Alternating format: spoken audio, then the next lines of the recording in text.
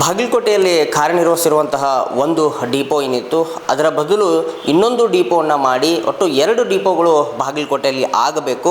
ಆ ನಿಟ್ಟಿನಲ್ಲಿ ಚದುರಿ ಹೋಗಿರುವಂತಹ ಬಾಗಲಕೋಟೆ ಅಂದರೆ ಈ ನವನಗರ ಮತ್ತು ಬಾಗಲಕೋಟೆಯಲ್ಲಿ ಸುಮಾರು 30% ಜನ ಮಾತ್ರ ಬಾಗಲಕೋಟೆಯನ್ನು ಬಿಟ್ಟು ನವನಗರದ ಆಚೆ ಈಚೆ ಹೋಗಿರುವಂಥದ್ದು. ಉಳಿದ ಜನ ಬಾಗಲಕೋಟೆಯಲ್ಲೇ ಇದ್ದಾರೆ. ಇಲ್ಲಿ ಶಾಲಾ ಕಾಲೇಜುಗಳಿವೆ, ಆಸ್ಪತ್ರೆಗಳಿವೆ. ಸೊ ಆ ನಿಟ್ಟಿನಲ್ಲಿ 2 ಡಿಪೋಗಳು ಬೇಕು ಅಂತ ಹೇಳಿ ಜನ ಒತ್ತಾಯ ಮಾಡ್ತಾ ಇದ್ದಾರೆ. ಈಗ ನಾಗರಾಜ್ ಹದ್ಲಿ ಅವರು, ಕಾಂಗ್ರೆಸ್ನ ಪ್ರಚಾರ ಸಮಿತಿಯ ಅಧ್ಯಕ್ಷರು, ಅವರು ಮಾತಾಡಿಸ್ತಾ ಹೋಗೋಣ. ಸರ್, ಈಗ ಬಾಗಲಕೋಟೆಯಲ್ಲಿ ಹೊಸದಾಗಿ ಒಂದು ಡಿಪೋ ನಿರ್ಮಾಣವಾಗಿದೆ ನವನಗರದಲ್ಲಿ. ಆದರೆ ಆ ಡಿಪೋಗೆ ಇನ್ನೂವರೆಗೂ ಓಪನಿಂಗ್ ಭಾಗ್ಯನೇ ಇಲ್ಲ.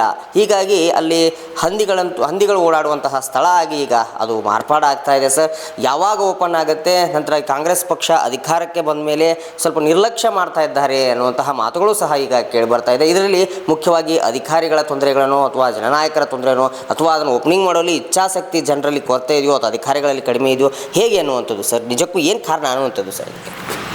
ಬಾಗಲಕೋಟೆಯಲ್ಲಿ ಈಗಾಗಲೇ ಹಳೆ ಊರಿನಲ್ಲಿ ಒಂದು ಡಿಪೋ ಇದೆ, KSRTC ಡಿಪೋ ಇದೆ.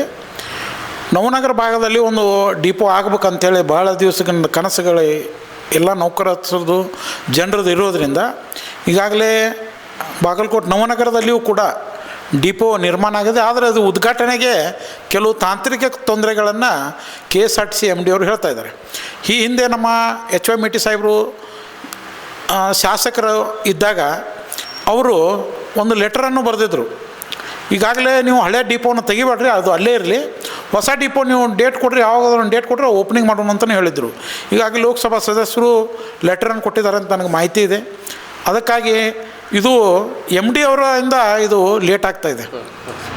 KSRTC MD ಅವರು ಬಾಗಲಕೋಟೆ ನಗರದಲ್ಲಿ ಒಂದೇ ಡಿಪೋ ಇರಲಿ ಅಂತ ಅವರು ವಾದ ಮಾಡ್ತಾಯಿದ್ದಾರೆ. ಅದಕ್ಕೆ ನಮ್ಮ ಶಾಸಕರು ನಮ್ಮ ದಿವಂಗತ ಶಾಸಕರಾದ HY ಮೇಟಿ ಸಾಹೇಬರು ಇಲ್ಲಿ ಬಾಗಲಕೋಟೆ ನಗರದಲ್ಲಿ ಸುಮಾರು 60%ಕ್ಕಿಂತ ಹೆಚ್ಚು ಜನ ಇನ್ನೂ ಇಲ್ಲೇ ವಾಸ ಮಾಡ್ತಾಯಿದ್ದಾರೆ. ಇಲ್ಲೂ ಡಿಪೋ ಅವಶ್ಯಕತೆ ಇದೆ. ಸುಮಾರು ರಾತ್ರಿ 12-1 ಗಂಟೆ ತನಕ ಇಲ್ಲಿ KSRTC ನೌಕರರು ಕೆಲಸ ಮಾಡ್ತಾಯಿದ್ದಾರೆ.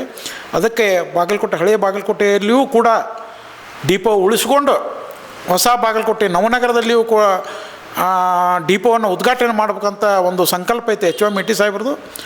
ಆದರೆ ದುರದೃಷ್ಟದ ದೇವರ ಇಚ್ಛೆ ಬೇರೆ ಆಗಿತ್ತು. ಈಗ ಮುಂದಿನ ದಿನಗಳಲ್ಲಿ ನಮ್ಮ ಪಕ್ಷದ ಹಿರಿಯರ ಜೊತೆ ಚರ್ಚಿಸಿ ನಮ್ಮ ಜಿಲ್ಲಾ ಉಸ್ತುವಾರಿ ಸಚಿವರ ಗಮನಕ್ಕೆ ನಾನು ಇದನ್ನು ತರ್ತೀನಿ. ಅದಕ್ಕೆ ನಾನು 2 ಡಿಪೋಗಳನ್ನು ಉಳಿಸುವಂಥ ಕೆಲಸ ನಮ್ಮ ಪಕ್ಷದಿಂದ ನಾವು ಪ್ರಯತ್ನ ಮಾಡ್ತೀವಿ. ಮತ್ತು ಈಗಾಗಲೇ MD ಅವ್ರಿಗೂ ಸಾಕಷ್ಟು ಸಲ ಪತ್ರವನ್ನು ಬರೆದಿದ್ದಾರೆ ನಮ್ಮ HY ಮೇಟಿ ಸಾಹೇಬರು. ಆ ಪತ್ರದ ನಕಲನ್ನು ನಮ್ಮ ಜಿಲ್ಲಾ ಉಸ್ತುವಾರಿ ಸಚಿವರಾದಂಥ RB ತಿಮ್ಮಾಪುರ ಸಾಹೇಬ್ರಿಗೂ ಕೊಟ್ಟು ಅವ್ರ ಕಡೆಯಿಂದ ಅವ್ರನ್ನ ಮಾತಾಡಿಸುವಂಥ ಕೆಲಸವನ್ನು ನಾವು ಮಾಡ್ತೀವಿ ಅಂತೇಳಿ ಇಲ್ಲಿ ಭರವಸೆಯನ್ನು ನೀಡ್ತಾ ಇದ್ದೀವಿ. ಸರ್, ಇನ್ನು ಈ ಹಳೆ ಡಿಪೋಲ್ಲೇ ಕೆಲವಷ್ಟು ಸಮಸ್ಯೆಗಳಿದೆ ಅಂತ ಹೇಳ್ತಾ ಇದ್ದಾರೆ. ಅಂದರೆ ಈಗ ಡೀಸೆಲನ್ನು ಹಾಕಿಸುವಾಗ ಗಾಡಿಗಳ ಸರತಿ ಸಾಲು ತುಂಬಾ ಸರತಿ ಸಾಲಿರುತ್ತೆ.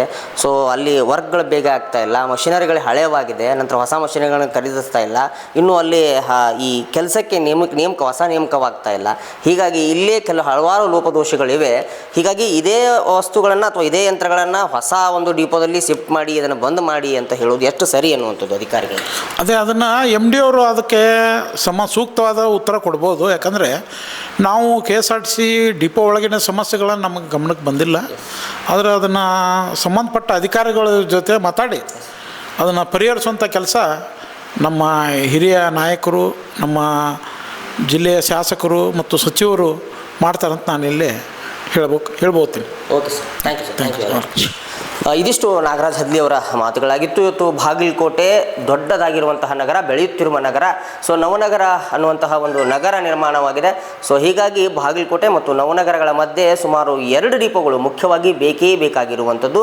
ಆ ನಿಟ್ಟಿನಲ್ಲಿ ಇಲ್ಲಿ ಡಿಪೋಗಳಲ್ಲಿ ಕೆಲಸ ಮಾಡುವಂತಹ ಕಾರ್ಮಿಕರ ಒಂದಿಷ್ಟು ಕೆಲಸದ ಒತ್ತಡವನ್ನು ಕಡಿಮೆ ಮಾಡಬಹುದಾಗಿದೆ ಅನ್ನುವಂಥದ್ದು. ಸೊ ನಾಗರಾಜ್ ಹದ್ಲಿ ಅವರ ನೇತೃತ್ವದಲ್ಲಿ ಈ ಒಂದು ಹೊಸ ಡಿಪೋ ಉದ್ಘಾಟನೆ ಆಗಬೇಕು ಅನ್ನುವಂಥದ್ದು ಜನರ ಒತ್ತಾಯ. ಸೊ ಆ ನಿಟ್ಟಿನಲ್ಲಿ ನಾಗರಾಜ್ ಹದ್ಲಿ ಅವ್ರನ್ನ ಮಾತನಾಡಿಸೋಣ. ಮತ್ತೊಂದು ವಿಶೇಷವಾಗಿರುವಂತಹ ವರದಿಯೊಂದಿಗೆ ಮತ್ತೆ ಬರ್ತೀನಿ. ಎಲ್ಲರಿಗೂ ನಮಸ್ಕಾರ, ವಂದೇ ಮಾತರಂ.